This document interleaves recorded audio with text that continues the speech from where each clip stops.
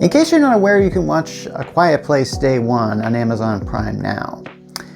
Now, boy, we actually have 3 of these movies, don't we? It seems hard to believe. It feels like just yesterday, like I watched the first one of these things. The Office's John Krasinski, I think that's how you pronounce his last name. I'm probably wrong. And of course his wife, Emily Blunt. And yeah, I have to admit, the premise of basically the world is invaded by aliens, extra-dimensional creatures. I don't really know where they come from, and honestly, I don't really care. And this is something that I think A Quiet Place 4 would probably ruin if they showed the origins of these things, maybe. I don't know. I really felt like it was a good concept for a visual storytelling medium, because essentially, in the world of A Quiet Place, if you make too much noise, the aliens will hunt you down. And part of the fun of watching the first film was seeing sort of the aftermath of this effect and how this family had learned to adapt to this and how the world was adapting to this. And it was very much show and not tell, which I really liked. I don't think it's like an hour until like the first word is said.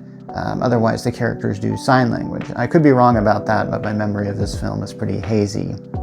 And my memory of the second film is even more hazy. But I do remember that it started out with a kind of a day one then, but it started out with a day one like in this town that it's at, because I think A Quiet Place was done on a very limited budget because, I think it was John's first film, but he managed to get somebody to put some money into a film that is a pretty smart premise and was fun to watch as far as like a horror movie is concerned and a family drama is concerned. I don't know, would say that it knocks it out of the park, but I would say like, hey, it's at least a hit. What can you say? It's a double. All right. And but The Quiet Place is one of those things that if you think about it too much, it really falls apart. For example, remember how I said that this movie is show not tell? Well, at the opening scene of A Quiet Place, I think they're like outside and you see a newspaper headline and it says it's sound. So obviously, I think it's implying that the invasion had happened. People had figured out that sound seems to attract the aliens or something like that. And yet they printed a newspaper with, I don't know, and if you know anything about working at newspapers, newspaper printing presses are the loudest machines ever. The aliens would have found those. So, and if you start thinking about this stuff about oh my gosh, so would a sneeze do it? And because the levels of the sound were not really and you feel sorry because people that just sneezed died the next second or something like that. And so here we go with A Quiet Place Day 1. And I feel like this is a film that decided okay, we have a bigger budget now, we can finally make this film. Because I feel like a film with this premise, almost with an alien invasion premise, almost requires you to have a big city setting, because that's when you can really see the aliens come down and then start to take out people and stuff like that. Thing I like about A Quiet Place is I think it's still a PG-13 rated film, but the thing that you gotta remember about stuff when they do alien invasions is there would be so much death all around you that you would see it and stuff like that. And I like the perspective that we get from this main character, who is apparently dying of cancer and has a cat with her, has a comfort cat. Yeah, this cat does a lot in this film. And so it's kind of weird that there's a cat in this film. Apparently she's just sort of, I don't know, in a home that treats her. And I think they want to go out somewhere with this group, and then that's when the Quiet Place aliens show up. Now, I don't really remember much about the Quiet Place creatures when I saw the first one. I was actually very surprised that the film goes out of its way to show what these things look like. this is one of those films that really could have actually benefited by not ever really showing them, or always showing them in shadow. Something like that. I actually think that would have worked out a little better. However, in A Quiet Place, they tend to go out of their way to show what they look like.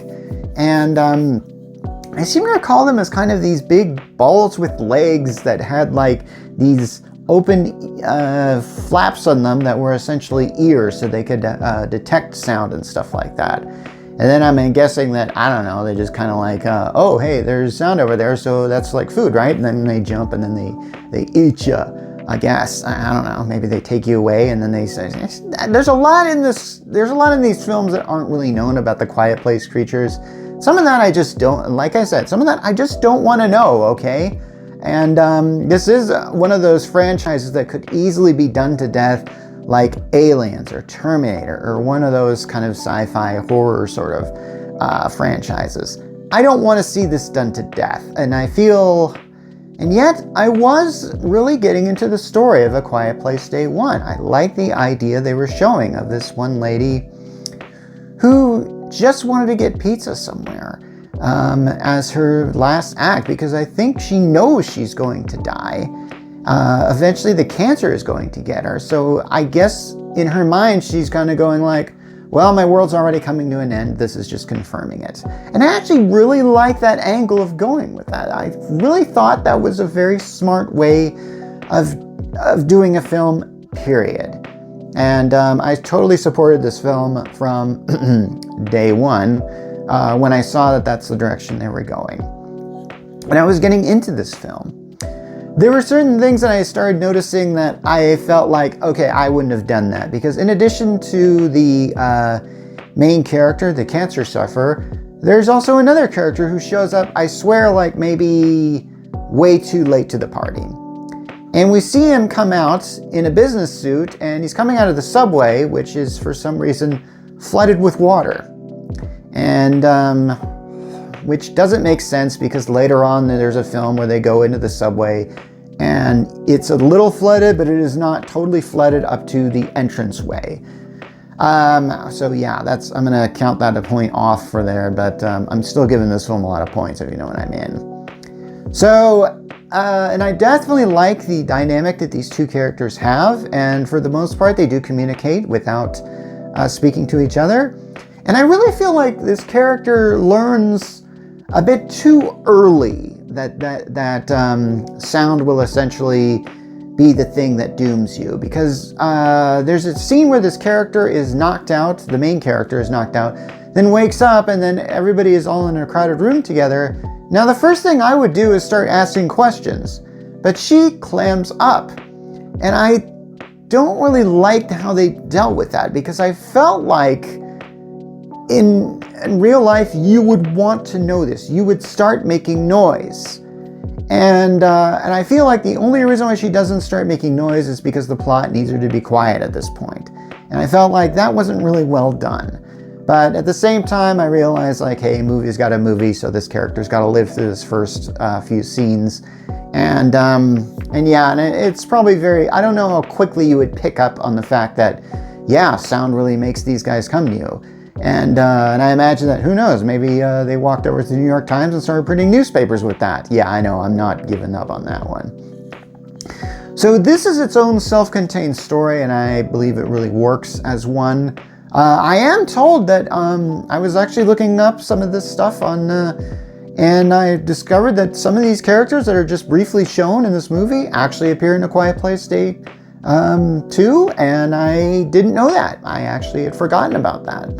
So yeah, and hey, and since it's a day one story, we're no closer to eliminating the world from the Quiet Place creatures, but I think we were pretty close. I think at the end of day 2, I think they figured out that they can, like, I don't know, put out some sort of signal or something like that. In other words, weaponized sound, duh!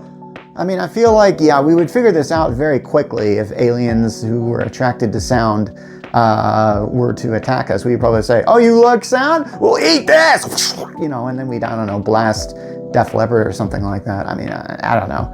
Anyway, so I enjoyed Quiet Place Day 1, and I think you will too. It's on Amazon Prime. Watch it now.